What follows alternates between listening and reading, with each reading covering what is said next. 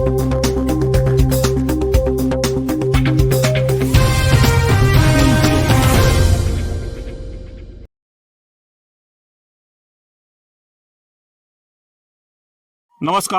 जोहार। आप देख रहे हैं झारखंड स्वतंत्र खबर। नामकुम में जहां चंदा गांव है वहां चंगई सभा होने वाला है, जहां पर ईसाई समाज के लोग हैं, वो कह रहे हैं कि हमारा धार्मिक आस्था है, प्रार्थना सभा प्रार्थना। वहीं पर जनजातीय सुरक्षा मंच के लोग कह रहे हैं कि चंगई सभा में लोग बुला करके धर्मांतरण किया जाता है। लगातार उन लोग विरोध भी कर रहे हैं। उन लोग कह रहे हैं कि जब चंगई सभा होगा तो हम लोग विरोध भी करेंगे। लेकिन लगातार जिस तरह से सरना ईसाई की बात उठते रहता है, तो यहाँ जिस तरह से कह रहे हैं कि जब होगा तो हम लोग विरोध करने जाएंगे, तो लगता है कि एक आदिवासी को बांटने की कोशिश हो रहा है या फिर क्या हो रहा है। तो पहले बात करेंगे जो हमारे साथ हैं, आदिवासी नेता या आदिवासी युवा नेता कहें, अमरनाथ लकड़ा, जो लगातार मुखर होकर अपनी बातों को रखते हैं आदिवासी मुद्दे पर भी। हर ऐसा बातों को जो कि लोगों को लगे कि बेहतर होता है, तो हम इसीलिए अमरनाथ जी से जुड़ रहे हैं और बात करते हैं कि जो चंगई सभा होने वाला है, जिस तरह से जनजातीय सुरक्षा मंच के लोग विरोध कर रहे हैं, उस पर इनका क्या राय है, क्या प्रतिक्रिया है। दादा जोहार। जोहार जोहार। जो चंगई सभा होने वाला है और दूसरी तरफ जनजातीय सुरक्षा मंच के लोग विरोध कर रहे हैं, उस पर क्या आप कहेंगे।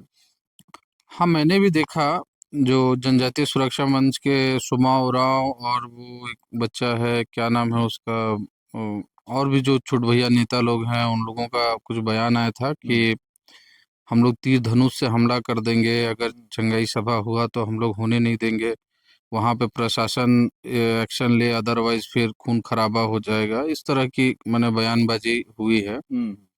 तो मैं कहना चाहूँगा कि ये गलत बयानबाजी है। ऐसा सबसे पहले तो जनजातीय सुरक्षा मंच नाम रखना ही उनका गलत है, क्योंकि वो खुद भी ये सुमा उरांव जी को आप जानते हैं, वो पहले भी, और वो बच्चा क्या नाम है, मैं भूल रहा हूँ उसका भी, सनी उरांव। हाँ, वो भी बोल चुका है, मीडिया में बकायदा बोल चुका है कि हम सनातनी, हम हिंदू हैं, है ना।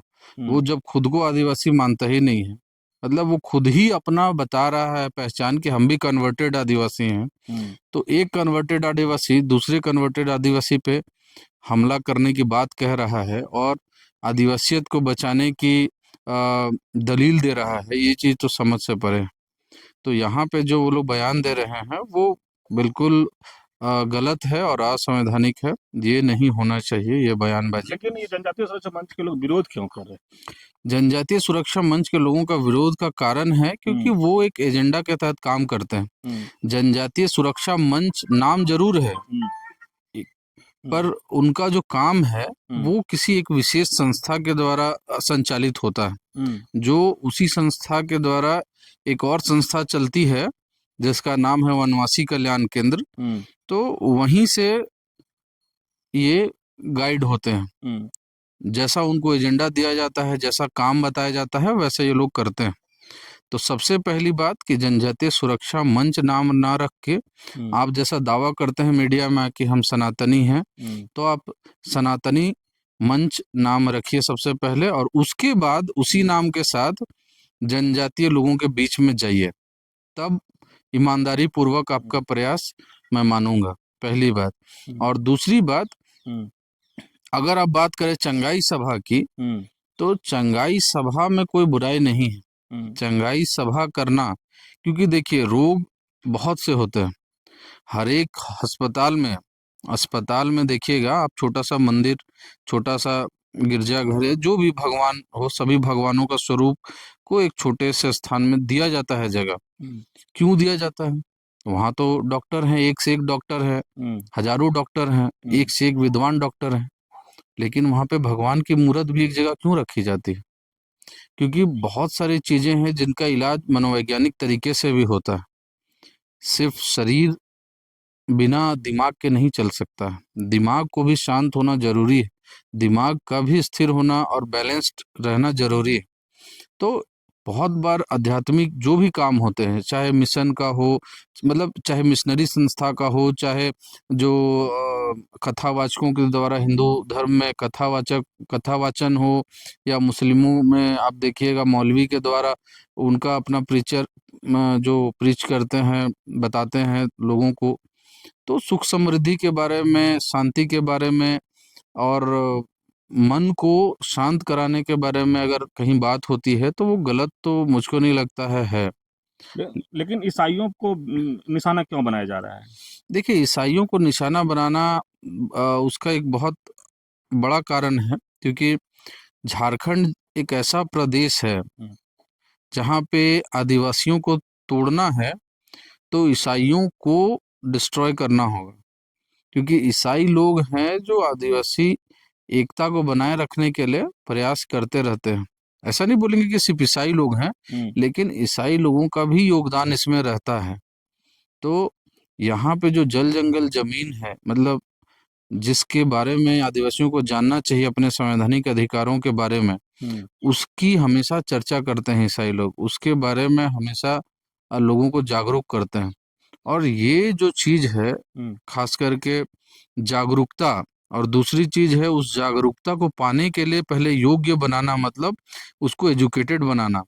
किसी शिक्षित व्यक्ति को ही आप संविधान के सारी अनुच्छेद समझा सकते हैं, किसी हम्म, अशिक्षित व्यक्ति को आप नहीं समझा सकते हैं कि इतना इतना अनुच्छेद में ये लिखा है, कोर्ट ने, हाई कोर्ट ने ये जजमेंट दिया था, सुप्रीम कोर्ट ने ये जजमेंट दिया था। तो उसको समझने के लिए एक मूलभूत बौद्धिक क्षमता का जो जरूरत है वो डेवलप करने के लिए ईसाई मिशनरी लोग लगे हुए हैं यहाँ पे। शिक्षा के क्षेत्र में बहुत समय से काम कर रहे हैं, और बहुत सारे सुदूर क्षेत्रों में आज सिर्फ और सिर्फ मिशनरी लोगों का ही स्कूल है। आज तक सरकार भी वहां तक स्कूल नहीं खोल पाई है। हम्म, तो इस तरीके से मिशनरियों का यहाँ प्रभाव है एजुकेशन को लेके, और इस एजुकेशन की वजह से जो यहाँ के आदिवासी हैं, हम्म, इररिस्पेक्टिव ऑफ एनी रिलीजन, वो चाहे वो हिंदू धर्म मानते हो, चाहे क्रिश्चियन मानते हो, चाहे सरना मानते हो, चाहे चाहे नॉन ट्राइबल भी हैं, जो भी हैं, सबको एजुकेशन मिशन ऑर्गेनाइजेशन ही दे रहा है। तो लोगों में बौद्धिक क्षमता का विकास हो रहा है, और यूनिटी के महत्व को लोग समझ रहे हैं, और आपस में दूसरे राज्यों की तरह, जैसे उदाहरण के लिए आप देखेंगे हमारा पड़ोसी राज्य छत्तीसगढ़, हम्म, जहाँ पे वहाँ पे भी यही जनजाति बचाओ मोर्चा ने जाकर काम किया, और इन लोगों ने वहाँ पे क्या किया कि आदिवासियों को दो हिस्सों में बांट दिया, एक ईसाई और एक नॉन ईसाई। हम्म, अब उसकी वजह से वहाँ पे आज राजनीतिक जो मैंने लाभ मिलना था किसी पार्टी को, वो मिल गया। और उसके बाद हम्म, जो वहाँ पे तांडव हुआ है, हम्म, जब जो बड़ी बड़ी कंपनियां जो जमीन अधिग्रहण करना था जिनको, वो तो किया ही, हम्म, उसके अलावा लाखों एकड़ जमीन वहाँ पे गुजरात, राजस्थान, महाराष्ट्र और अन्य राज्यों के बड़े बड़े पूंजीपतियों ने आके वहाँ पे आदिवासियों की जमीन हड़प ली। किसको फायदा मिला? राजनीतिक फायदा किसको मिला वहाँ? राजनीतिक फायदा सीधे तौर पे भाजपा को मिला है। और यहाँ भी झारखंड में भी 2014 से 19 में हम्म, जब उनकी सरकार थी, तो बहुत जोर शोर से प्रयास किया था उन लोगों ने। लेकिन चूंकि यहाँ की जनता बहुत जागरूक है, खास करके हमारे जो सरना समाज है यहाँ पे, हम्म। बहुत एक तरह से कहिए तो आज के समय में बहुत जागरूक है और बहुत यूनाइट है। अच्छा, तो ये क्या झारखंड में धार्मिक आजादी पर कितना दबाव महसूस होता है? धार्मिक आजादी पे दबाव बहुत ज्यादा था जब 2014 से 19 का कार्यकाल था भाजपा का। हम्म, उस समय एक विशेष धर्म यानी कि जो क्रिश्चियनिटी है, क्रिश्चियन धर्म है, उसके खिलाफ बहुत सारी चीजें सरकारी तौर पे भी की जा रही थी, और संगठनात्मक तौर पे भी बाहर से आरएसएस, विश्व हिंदू परिषद और अन्य संगठनों के द्वारा किया जा रहा था, बजरंग दल के द्वारा। हम्म, लेकिन आज के समय में, हेमंत सरकार के समय में देखा जाए तो वो दबाव थोड़ा कम है, हम्म। मैंने बहुत कम है। क्या चंगाई सभा को जबरन धर्मांतरण कह देना कितना उचित? देखिए, अगर चंगाई सभा है जहां आके किसी को मन की शांति मिलती है, आध्यात्मिक रूप से वो अगर ठीक होता है, उसके जीवन में अगर खुशहाली आती है, तो वो गलत नहीं है। लेकिन हाँ, अगर वहां पे जबरन धर्मांतरण किया जाता है, किसी को धर्म कबूल करने के लिए लालच दिया जाता है, उसको जबरदस्ती फोर्सफुली उसको धर्म बदलवाया जाता है, तो ये बिल्कुल गलत है। तो मैं उसका विरोधी हूँ, बिल्कुल मैं विरोध करूंगा। ऐसे विवादों से गांव में आपसी संबंधों पर क्या असर पड़ रहा है? देखिए, आपसी संबंधों पे बिल्कुल बुरा असर तो पड़ ही रहा है, क्योंकि एक तरफ जहाँ पे चंगाई सभा के लिए लोग अ, जमा हो रहे हैं, वो भी आदिवासी, हम्म, और एक तरफ जो लोग को ये जनजाति बचाओ मोर्चा वाले लोग, सुरक्षा मंच। वनवासी कल्याण केंद्र वाले लोग एक तरफ जो एकजुट कर रहे हैं इन पे अटैक करने के लिए, वो भी आदिवासी है। तो एक ही गांव में दो गुट बन जा रहा, जिससे वहां की जो यूनिटी है वो कमजोर हो रही है। क्या सरना और ईसाई आदिवासियों के बीच दूरी बढ़ाने की साजिश चल रही है? साजिश तो हमेशा से चलती आ रही है, क्योंकि अगर ये नहीं होगा तो वो यहाँ के दो भाइयों को अलग करके उनकी जमीन छीन ही नहीं पाएंगे। आज आप देखिएगा रांची में जितनी भी जमीनें गई हैं आदिवासियों की, कहीं ना कहीं उनके भाई भैयाद में झगड़ा था, आपसी प्रेम में कमी थी, जिसकी वजह से वो दोनों आपस में एक दूसरे से नफरत करने लगे। और उसी नफरत को बढ़ाने का काम, आग में घी डालने वाला काम, जो उनके जमीन को पाने की इच्छा रखते थे वैसे लोगों ने की, और उनको भड़का के और एक दूसरे का खून का प्यासा बना दिया, एक दूसरे का जानी दुश्मन बना दिया, और दोनों का जमीन हड़प लिया एक एक करके। तो आज वो लोग भूमिहीन है रांची शहर में। सरकार और प्रशासन के रवैया इस पूरे मामले में आपको कैसा दिखता है? अभी तक तो फिलहाल जो मैंने हेमंत सरकार है वो इसमें सपोर्टिव, मतलब धर्म को प्रैक्टिस करने की जो स्वतंत्रता है उस पे सपोर्टिव दिखी है। इस पे सरकार की तरफ से बहुत ज़्यादा हस्तक्षेप नहीं आया है। और हाँ, पर जो संगठन है, जो विरोधी है यहाँ पे आदिवासी एकता की, वो इसके विरोध में जरूर काम कर रहे हैं, पर उतना खुल के नहीं कर पा रहे जितना वो रघुवर सरकार के समय कर पा रहे थे। समाज में शांति और भाईचारा बनाए रखने के लिए अब क्या किया जाना चाहिए? देखिए, सबसे पहले तो इसमें हम थोड़ा और तह तक जाना चाहेंगे कि जनजातीय सुरक्षा मंच का नाम लेके जो वनवासी कल्याण केंद्र में बैठे हुए सनातनी कहने वाले, अपने आप को सनातनी मानने वाले जो माने कन्वर्टेड आदिवासी हैं वहां पे, ठीक है, वो आदिवासी जो अभी भी मूल धर्म में है, सरना धर्म मान रहे हैं, प्रकृति को मान रहे हैं, उनको लुभा पा रहे हैं क्यों? अपनी बातों से क्यों अपनी तरफ अट्रैक्ट कर पा रहे हैं, और उनको एक मोहरी की तरह इस्तेमाल करके जो कन्वर्टेड आदिवासी हैं, जो ईसाई बन चुके हैं, ईसाई धर्म में कन्वर्ट हो चुके हैं, उनके ऊपर हमला करवाने के लिए उनको प्रेरित कर पा रहे हैं क्यों? तो उसका कहीं ना कहीं पहला कारण जो है वो ये है कि कहीं ना कहीं ईसाई मिशनरी संस्थाओं के तरफ से भी कुछ चूक हो रही है।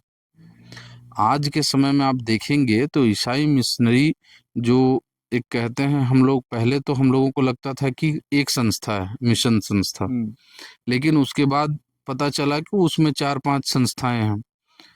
आरसी है, जीएल है, सीएनआई है, पेंटिकॉस्टल है, बिलीवर्स चर्च है, 5-6 हैं। फिर आज के समय में पिछले 10 से 15 साल में आप देखेंगे झारखंड में तो तकरीबन 15 से 20 और नए चर्च हैं।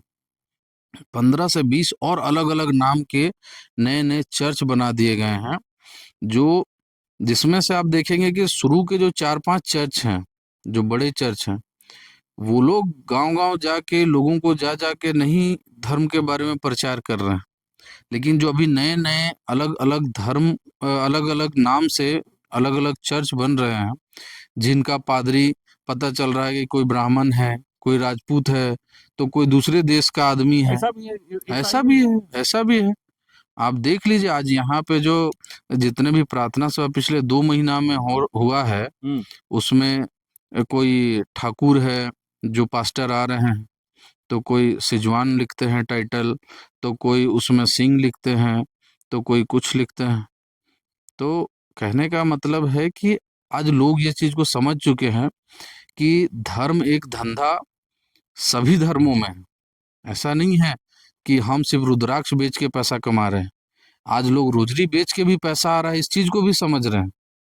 तो आज मिशन में भी लोग घुस रहे हैं धर्म का धंधा करने के लिए, और नया नया धर्म का, नया नया चर्च का गठन करके लोगों के बीच में जा रहे हैं। और वैसे लोग कहीं ना कहीं धर्मांतरण के लिए कहीं कहीं पर कुछ कुछ इंसिडेंट ऐसे आए हैं जहाँ पे वो लोग फोर्स करते हैं। फोर्स नहीं करते हैं तो उनको, लोगों को मोटिवेट करने के लिए बहुत ज़्यादा प्रयास करते हैं कि हम इनके मानसिक रूप से इनको हम अपनी तरफ अपनी बातों में आकर्षित कर ले, अपनी बातों में इनको खींच लें, जो कि गलत प्रयास है। तो उन नए-नए जो चर्च पनप रहे हैं, जिनका मूल उद्देश्य है पैसा कमाना, बिज़नेस करना, धर्म को धंधा बनाना, उन लोगों की वजह से मिशनरी ऑर्गेनाइजेशन, मिशन के सभी लोग बदनाम हो रहे हैं। मिशन का जो मेन फोकस होता था पहले, सेवा करना, वो पुराने मिशनों का अभी भी है वही, नहीं, लेकिन जो आपको लगता है कि जितना ही चर्च में जो कई लोग गिना रहे हैं, आप कई नाम गिरा, ये कहीं न कहीं पैसे का धंधा करने लोग यहाँ पर आ रहे हैं। अभी आप देखिएगा ना, बहुत सारे लोगों माने चूंकि हमारे जो झारखंड क्रिश्चियन यूथ एसोसिएशन के जो नौजवान हैं, वो मेरे भी साथी हैं, मैं भी उनसे जुड़ा हुआ हूँ। तो हमें पता है कि जब कुछ लोग आए थे प्रार्थना सभा करने बीते महीने, तो लगभग 70-80 लाख का ऑफरिंग हुआ था। ऑफरिंग मतलब दान लोगों ने खुलकर दिया था, जो लोग उस सभा में आए थे। तो वो पैसा जब देखा लोगों ने, तो बहुतों को लगा कि नहीं, और भी संगठन हैं यहाँ पे धर्म के नाम पे जो चल रहा है। तो उन संगठनों को लगा कि नहीं, हम भी किसी को बाहर के लोग को लेके आएंगे, तो मेरे भी पास चंदा आएगा, मेरे पास भी आएगा। तो बहुत सारे नए-नए ऑर्गेनाइजर पैदा हो गए और बहुत सारे नए-नए पास्टर पैदा हो गए देश के अलग-अलग हिस्सों से। तो पंजाब से, हरियाणा से, कहाँ-कहाँ से आ रहे हैं पास्टर। उनको यहाँ पे आयोजक लाके अच्छा पैसा बना रहे हैं। और यही सिलसिला, जब एक तरह से कहते हैं ना कि जब शेर को खून लग जाता है तो वो रोज मांस चाहता है, वैसे ही चलने लगा है कि हर हफ्ते कुछ ना कुछ यहाँ पे आयोजन करना है। तो एक तरह से देखेंगे तो संवैधानिक दायरे में रह के वो कर रहे हैं, लेकिन जो कर रहे हैं वो आदिवासी की एकता के लिए माने नुकसानदायक है। मैंने एक तरह से कहा जाए कि आदिवासी हित के लिए नहीं है, वो अपने हित के लिए प्रोग्राम कर रहे हैं। बिल्कुल, बिल्कुल।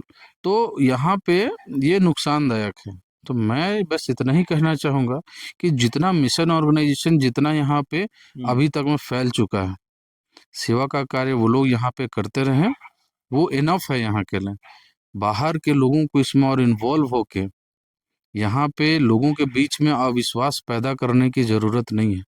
उस अविश्वास की वजह से आदिवासी एकता में कमी आ रही है। जो मैंने बोला ना कि जनजातीय सुरक्षा मंच वालों को एक मौका क्यों मिल रहा है कि वो लोग हमारे सरना समुदाय के लोगों को भड़का पा रहे हैं। तो कहीं न कहीं इस तरह के जो अभी नए-नए चर्च, नए-नए पास्टर, नए-नए तरह के पादरी और जो लोग बहुत माने अलग तरीके का जीवन जी रहे हैं, सेवा उनका जीवन में है नहीं, वो लोग मौका दे रहे हैं इनको, और हम लोग उनको नहीं रोक रहे हैं। ये हमारी गलती है। हमें आज लग रहा है कि नहीं, ये हमारे मिशनरी हैं, इनको हम लोग को ये करना चाहिए, हमारे खिलाफ कोई बोलेगा तो गलत होगा, ये वो। लेकिन जाने अनजाने में हम लोग अपना नुकसान कर रहे हैं। इस चीज़ को हर एक मिशन के आदमी को समझना चाहिए, और सबसे पहला कर्तव्य यहाँ पे होना चाहिए कि आदिवासियत को बचा के रखे। क्योंकि मिशन हो या सरना हो, चाहे कुछ भी हो, आपका अस्तित्व तब है जब आपका इस जमीन के ऊपर पैर रहे, ये जमीन आपका रहे। अगर ये जमीन ही आपका नहीं होगा, आज हम लोग कहते हैं रोहतासगढ़ किला, उरांव लोग बोलते हैं ना, हम लोग का याद जुड़ा हुआ है, लेकिन क्या रोहतासगढ़ किला में हम लोग आज दावा कर सकते हैं? नहीं कर सकते हैं। क्यों? क्यों नहीं कर सकते हैं? क्योंकि वहां हमारा उस जमीन में आज अधिकार नहीं है। तो हमारा अस्तित्व तभी होगा जब हम इस जमीन पे काबिज रहेंगे, और इस जमीन को लूटने के लिए कॉरपोरेट यहाँ के लोगों को तोड़ने के लिए दोनों धर्म के अगुवाओं को भेज रहा है यहाँ पे कि तुम जाओ उस ग्रुप को टारगेट करो, उसको अपने तरफ खींचो, तुम जाओ उस ग्रुप को अपने तरफ खींचो और भड़काओ, और दोनों में लड़ाई लगवाओ। और उससे क्या होगा? दोनों का यूनिटी कम होगा। तो जब हम इनके खिलाफ पॉलिसी बनवाएंगे सरकार से, जब हम वहां पे इनके खिलाफ पॉलिसी बनवा के इनका जमीन छीनेंगे, तब ये कुछ बोल ना पाए। यही मकसद है उनका। आपस में कमजोर रहेंगे तो बिल्कुल, इसका जीता जागता उदाहरण आप छत्तीसगढ़ में देख सकते हैं। बताए ना, अखबार में अभी छपा था, हिंदुस्तान या प्रभात नहीं, हिंदुस्तान में छपा था शायद, या भास्कर में छपा था शायद, कि वहां पे 2 लाख एकड़, आई गेस शायद हम गलत भी होंगे, पर कुछ इसी तरह का फिगर है, 2 लाख एकड़ जमीन माने बड़ी कंपनियों के अलावे दूसरे राज्यों से आए हुए पूंजीपतियों ने हड़प लिया आदिवासी का जमीन, हड़प लिया, और कोई कुछ नहीं कर पाया। कारण सिंपल सा एक ही कारण है, यूनिटी की कमी। वहां पे धर्म को लेके आदिवासी लोग बहुत ज्यादा लड़े, आपस में लड़ लिए। उस समय तो उनको समझ में नहीं आया, जब लड़े सब कुछ खो दिया, तब 15-20 साल के बाद आज उनको ये एहसास हो रहा है कि शायद हमसे चूक हो गया यहाँ पे। तो वही मैं दोहराऊंगा कि झारखंड में हमारे भाई बहन उस गलती को यहाँ पे ना दोहराएं और प्रयास करें। दोनों समुदायों से बोल रहा हूँ, जो कन्वर्टेड ईसाई हैं और जो सरना है, दोनों से बोल रहा हूँ कि आप अपने अपने धर्म के क्षेत्र में जो एक्सट्रीमिस्ट हैं, एक्सट्रीमिस्ट मतलब जो धर्म को लेके बहुत ज्यादा उत्तेजित रहते हैं, बड़ी बड़ी बातें करते हैं और लोगों को उकसाते हैं धर्म के नाम पे, वैसे लोगों से बचें। चाहे आप क्रिश्चियन हो, चाहे आप सरना हो, दोनों धर्म में हैं लोग, और उनका बस एक ही काम है कि आपस में नफरत पैदा करके लड़ाएं और अपना रोटी सेकें, क्योंकि धर्म एक धंधा है। दोनों, तीनों, चारों, पांचों, जितना भी धर्म है, उसमें आज के समय में धंधा करने वाले बहुत सारे धर्म प्रचारक पैदा हो गए हैं। तो उनसे बचने की जरूरत है आम जनता को, और जो अपना बेसिक जो मूल जो जड़ है जमीन, उसको बचाने के लिए एकजुट रहने की जरूरत है। तभी संवैधानिक रूप से आप बच पाइएगा, तभी अपना लड़ाई आप संवैधानिक रूप से लड़ पाइएगा। यही बस संदेश देना चाहेंगे आपके माध्यम से।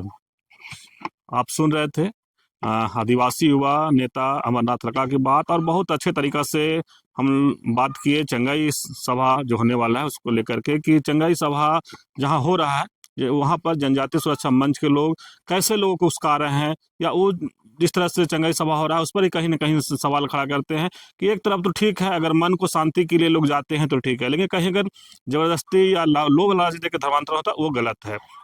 वहीं पर कह रहे हैं कि धर्म धंधा हो गया है।